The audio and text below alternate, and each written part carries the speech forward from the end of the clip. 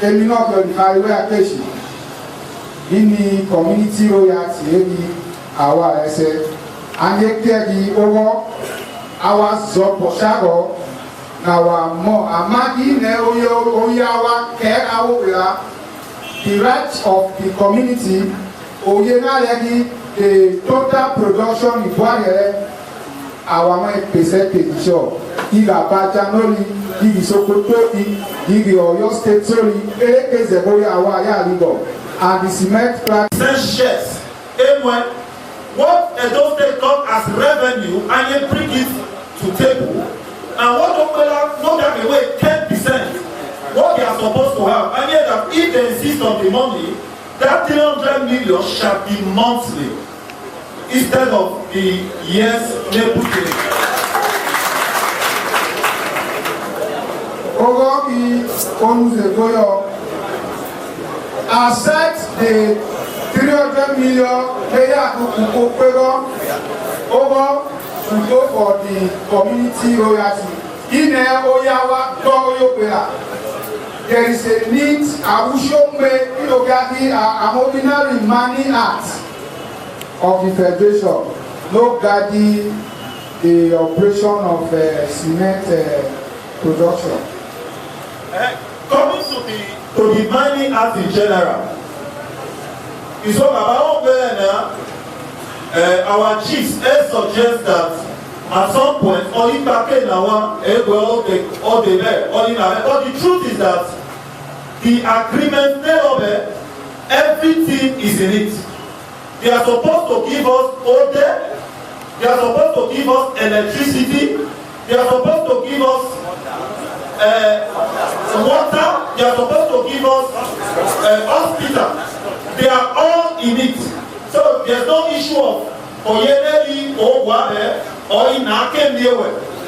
The law, meanwhile, on the law, the mining act, not that the operation of POA, agreement one bena Oyedeli to sign you, Nenebele Akanya.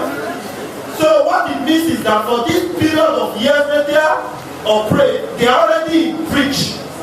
And ordinarily, because of the answer in our hands now, in an able to Ministry of Mining, they can revoke their operations in Okela. So I want us to know that everything, but the only thing now is that the committee now don't set up the way you can guide either from Anna to Anna, this is the one here at this time. From this place to this place or located. So we should know that everything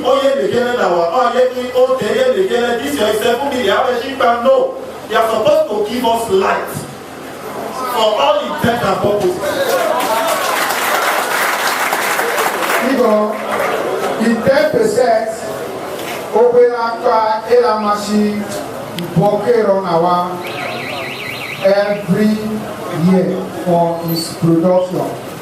Ukuhake na gbe isimeti no ukuhake for isimeti no ka producing our pay or calculate 10%. Ege ipage yo bila. Yo pele amwe abushombe aside the 300 million. Oke ko ti jo dalo. Oke di onye ake fali o pipa.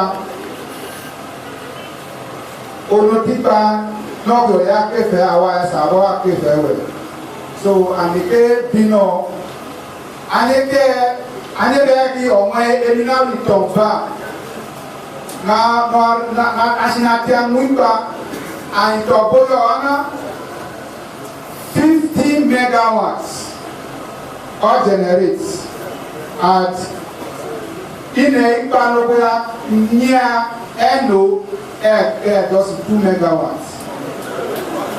Yes, that's 2 megawatts.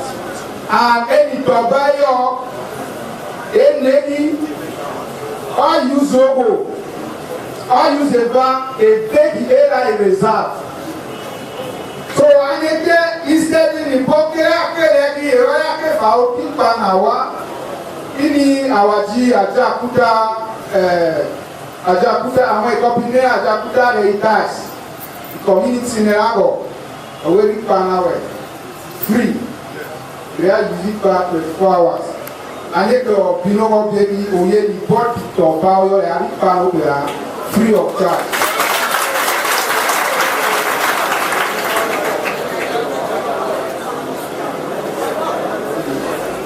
Okay, but see, okay, maybe Kiloria, Ashina, when I is key acquisition. Now we know what to make the turn hour. Onuzi, okay, but Tito Dalo, all the Gloria here is street lights. In our street lights. In there, we go to show more there. They go get a good hour. All Gloria here way. And you get there, below. You know, I say Gloria here is street lights specified for more only because our now is solar. And now is solar, and I know that you will follow whatever I get. You know, I'm away. I get. And there, Polato. And you can below any use generator. You are waiting. And you or a near use generator, no will. You will okay make it. Ahawa OOT. Then Oyi Bananye Pegena, Oye Nawazawa SAD agreement Neobe, and we agree here we back and local.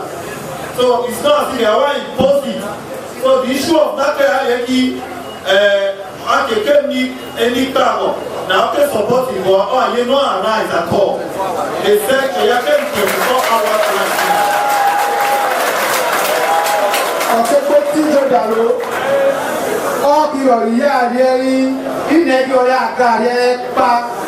At least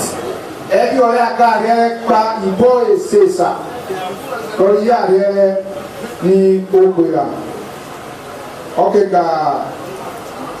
I'm sure I put like two and look and they can be happy looking in a bowl.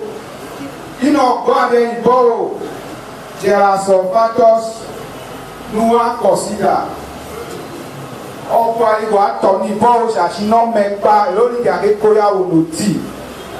Wáyà kẹtọ̀ ní bọ́ọ̀lù ṣàṣìná mẹ́pa ògbólẹ̀ kóyà yẹ̀wà fever. It can result to earthquake. Anyeke ọ̀rẹ́ abinogi ní ìbọ̀ ọ̀yà rẹ̀ ìbọ̀rù náà àwọn eminali industrial bọ̀rù. Lóde àgí ìnọ̀gá ìnọ̀dọ́wò ṣókù bánà. Okado pe ajopo jawo yemi na eliminary reticulation at connection anyeke oya binogi ino ya re bowo oyeli standard bowo na te apasi pipe oga do beje àwọn ojowo ye ahe na bo ye no piawa last 2 months. Started ball and it will be born now with proper reticulation. Lady also, we have the windows. They are going to came way outdoor. I will be more. I want my also new woman shower. They are going to be say. And in the combination na una rasha, every oye not consider every year. So anyeke ya bino anye egbe owo na begi iboa or power ikoseyawa at least 100 women per year. You say could be 100,000 or go wayati.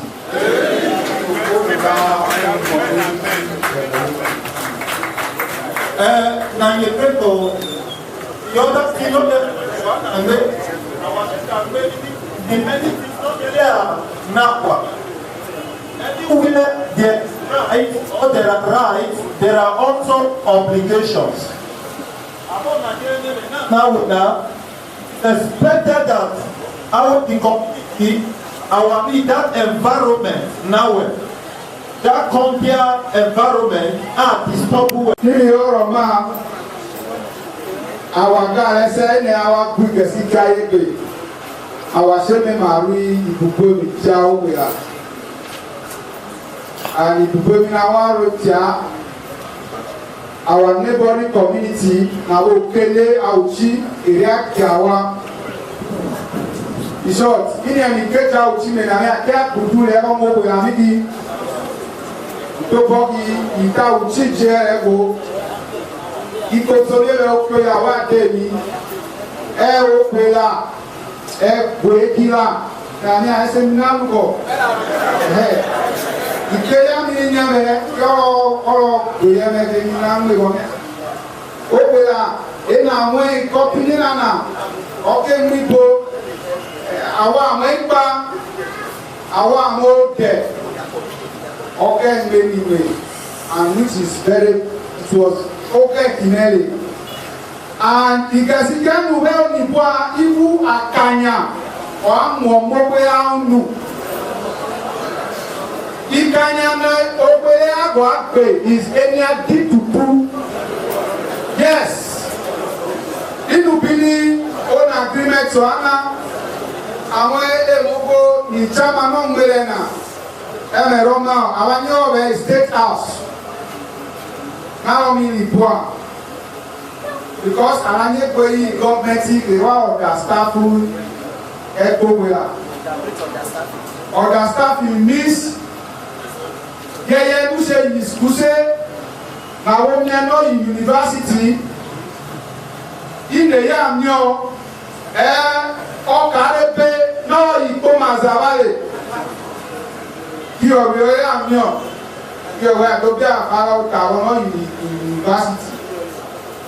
In the Yamio University, a T Legacy, a T other states wolo and no say no way kwame na you say vago you be vago ipo auchi vago dos awa okene name our get a vago dos awa ele se no okigo ele anapa he was employing he was giving over 10% of employment dollar 90 in eke kwemilo on Monday Akpekpe Obeaniwanyi Abena Wabu na ya bini the department in Ebwa na mi omobele men GM Musako GM Finance Ongelolo GM Production Ongelolo GM Admin Ongelolo GM Transport Ongelolo GM Sales Ongelolo ìmẹ́bí tó bí àwọn èébúgba ẹnanagba ànyẹ àkénonowẹ̀ àrányẹ èròpẹ̀lẹ̀ ní skul ópẹ̀lẹ̀ in short àwọn pẹ̀lẹ̀ ọmọ ìlọ́yà ní àwọn èròlẹ̀ olókè àrí ní àrẹ Nàìjíríà náà ní àrẹ Africa in the western world lókè àrí ẹ̀wọ̀n ìsìnkó lọ́yà. I've made the research imo the barrister almost sotomayor about calling to back where some European countries no get a lawyer over I gonna so kwawaki elekeze company le àwọn woman ipo is 30% oya kemioni eni ogbera sakanya and abuso me ogo agba is 60%. Àwa yẹn náà wọ́n ẹ̀kọ́ ní kùnẹ̀ ṣáàbọ̀. Ó ní ṣègbà ṣe ní ayé skul ìtravasi inú bẹ́ẹ̀ ìbò àmò. I remember 2016 àbí ọ̀yà òkú ìsìnmẹ́kìlá in Kano State. Eni ya wa atanari tira na wa ne to go the yacht settlement abe àwọn bo eni use mi olowo pe eni olowo pe se eni ya we je afo amana eni ya wa ne gutera kini trelo fo kini trelo no mo mi trela nka yo fe cha yo ka bitaya I'm a season salary. Ibume anakpa nyekanya kenu lowe.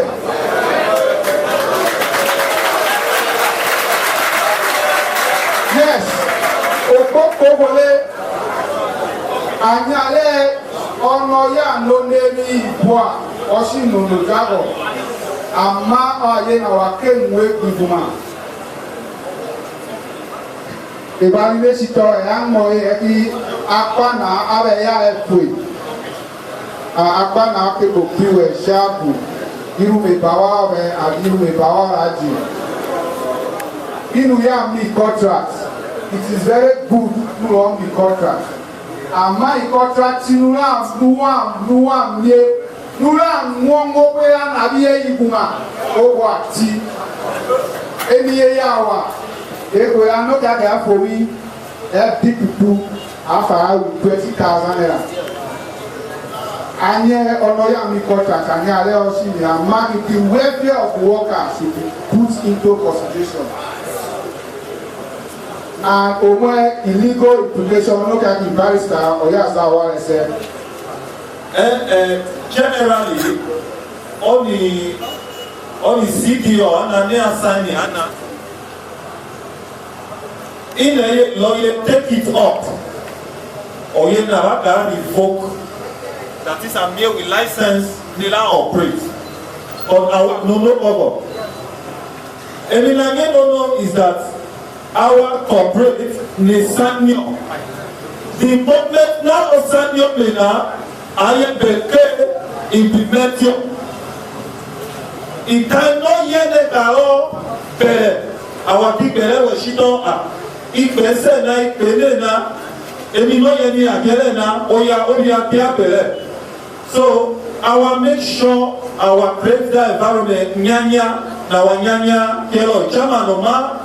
Oshema ma try. I think oye la papo now. The way no se te tome no rama. Because ina kio yino era na ko shito awako awaki mo ero ki anetaki onawa cheji emine ngolo. Because of the force. Now they are able to, they are trying to deny it now, but they can't deny it because Eshe released it already. So our try. And you know, they are take now. Make sure that you sign you. In a sign you, you not get it. Iye ni apere na da ye gemini akajere oya ananyo na atana pere. So another thing now, our way the chief shana no dia ko no go something about this CDA. Aka anume really the microphone ni our chief.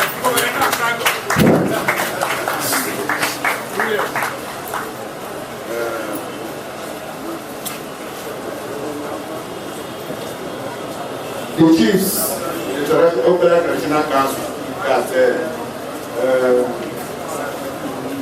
regular stakeholders, OGA, Emi Enumegi, Washington Amuna.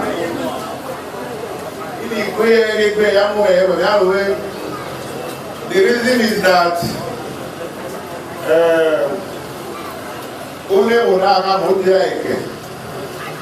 But Sawara Mana, Ashinawara Mo, because anybody, every story is a year, and who can be bed because the problem of women is that our death of information. Saravana, in 1999, Anthony Oyeri Bullet, the last governor of Edo State, in the politics over. Anthony Oyeri Bullet, what the government in Lucky Gregation. Ìgbìlẹ̀jọ́ ìfáàkìọ̀nà àrọ̀ tẹ́. Meanwhile, only factory no produce okay produce. Only factory I shut it down. Ìgbìlẹ̀jọ́ ọ̀gbẹ̀yì ògìàdọ́lẹ̀ lọ́kì deputy Ọ̀yọ́. Ọ̀nà ní estate.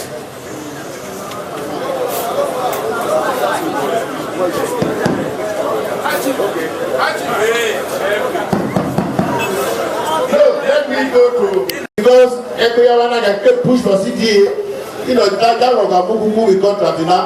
ọ̀bẹ̀rẹ̀ yà kéré.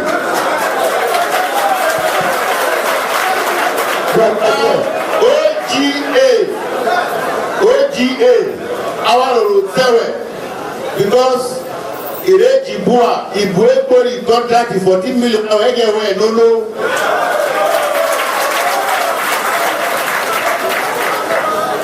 Mọ̀ náà yẹ́ wọ́n ti máa ẹ̀gẹ̀ wẹ̀ lóló.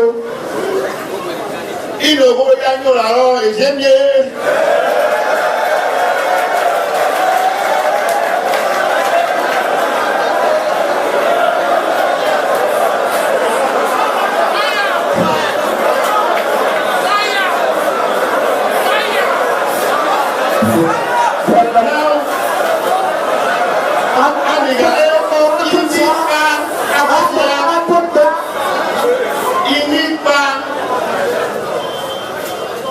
Ìbú àyí ìtọ̀gbà èsẹ̀ ọwẹ́ and each one is 5 kilowatts lórí àbí ẹsẹ̀ di ogun náà wà ìgbòho náà ló mú ọ̀wẹ́ ọ̀bì náà because BDC yára máa ní lórí pátá tẹ́wẹ̀ kó yára máa. Of course, nípa náà wá ọmọ tí góòlù ọmọ tí wáyà àwọn òní problem ó kọ́ra náà wá ẹsẹ̀ ibi ìdíje yára máa wè níwá ibi ìdíje di póòlù wé obìnrin ta kébólé rẹ̀ ṣe wí erika àwọn ọ̀bẹ náà di ìgbóòlù àyíká náà wẹ̀ na unu bẹ́ẹ̀ nàmẹ̀ ìní àbí ní the 2007 mining act. Lord Akeke Wesho, every investor, any host community. Even Redeemed Church, you know how they go. Ele dam kobo, edamo, ele dam shop. No that no kobo, ora me nawe. O we kene tipa nawe. Redeemed may use it to government here.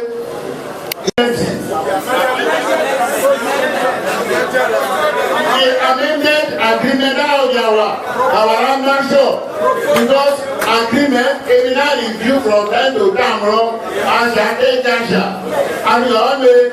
because of that he moved by the power conferred on me as the secretary of the high chief in the high palace. The lawyer of Lagos State Lagos of Kakayana. He moved that amendment of the year over the Ramasho.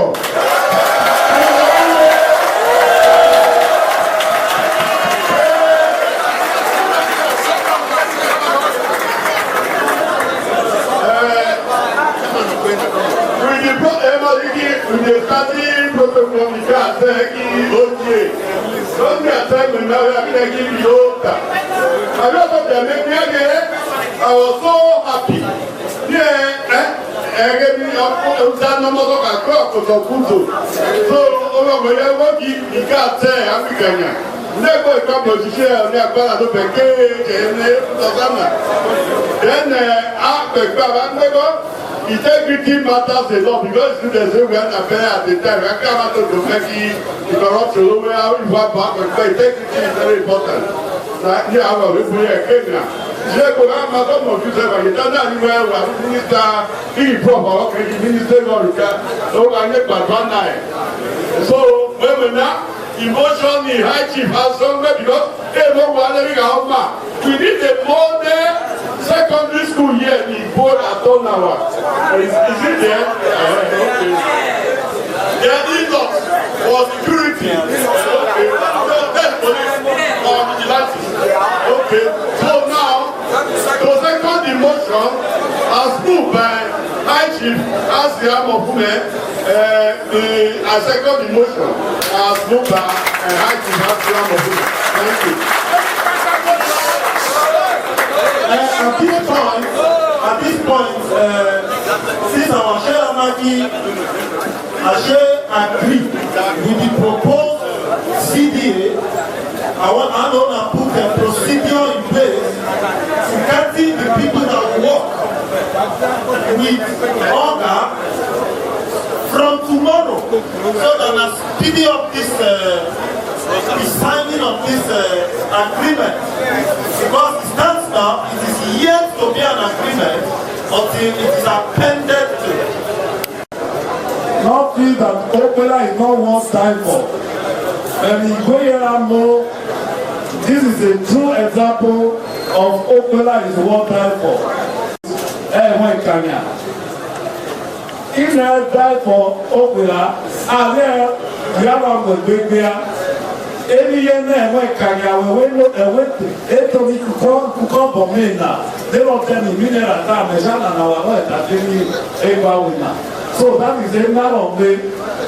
So, you know, compare or feel that maybe your personal knowledge and what came mama and what we look at and chocolate total.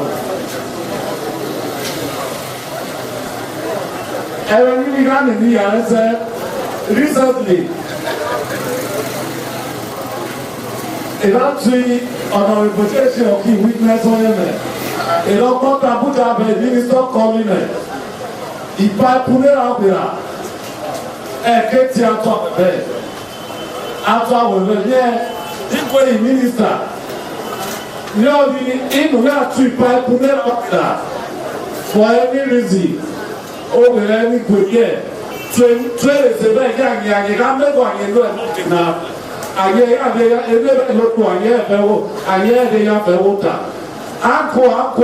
then add up his date, add the letter given, add women, every year you can't know most of the when they come in. All tell them, hello, come any of them. All 2 bags of 20 million naira, all over the over. All the men that's getting away now, get tea, you know, they use it when they get tea, and let me a but the same person today, I go here, he don't be talking no, he reject you. He probably he almost caused, I don't know if he caused me chairman, he almost caused my chairman that time. No, very few people never said, or go back, not said, it's not going to perform. That is another of one community, you know. Amukanya, Area Koyatana, any invitation Oyeni Yawa, because our white boy is a shade too.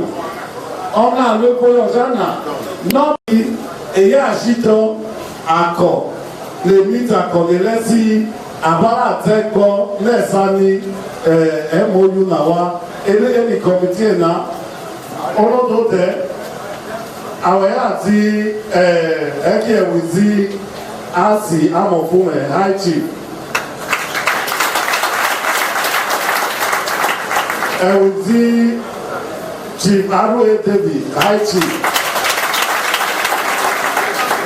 ẹ̀wùzí chief honorable Godwin Eṣeṣi ẹ̀wùzí barrister William and we see Meme. Then out of the 6 players that came there, and when I see on the Wednesday, you do a one way set of the meeting now. It's all about we set of it. Then they want in any youth, and we may not go from any of the graduate, any graduate, Okala graduate, they will not talk from their own, and we have to know, Obinje, actually, Opa Kosi, may I go here, well, and we may not talk about the Banye Kakara. Therefore, we are there, or Apagate appear with Soko, and when we didn't talk about Togo, in the real way. Then open a forum. Loki, now what I say is another big forum in Okela. We need chance in our way. 2 people help to apply work for the representative on the meeting on our call. Then Okela Graduate Association, Attorney Ozomote, Ademago Osti, Adams or Moscow, Momo Abdurazak, Kadiri Julius, Dominic Balogun, so ene wite ne debawa ne na yeke yimiti awate kufia kere peta eto abai government ayanye zogo ewe wizo togo no ba ikuye ewe ah no ba kuje nkomia so we got there actually now ya ni Imai ni the president Loro move the vote of that now. Mr. President,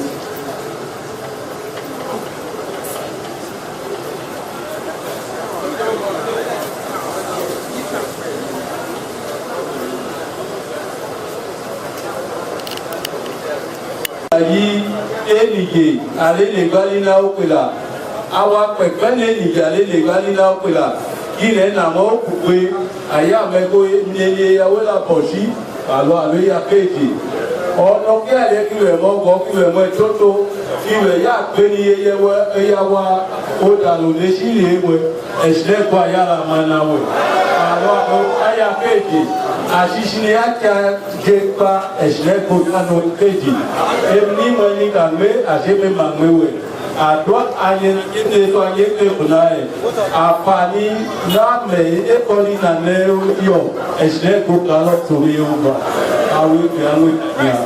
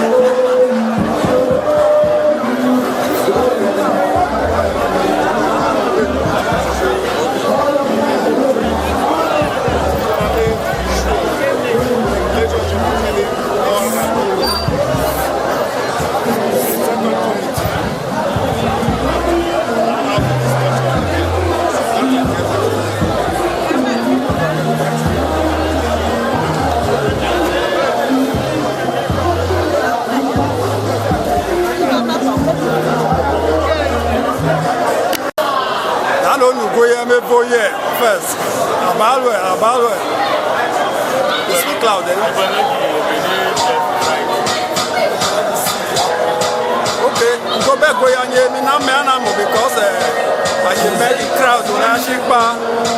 We have chiefs, so many people from different angles of Okpela. Now only are going to briefly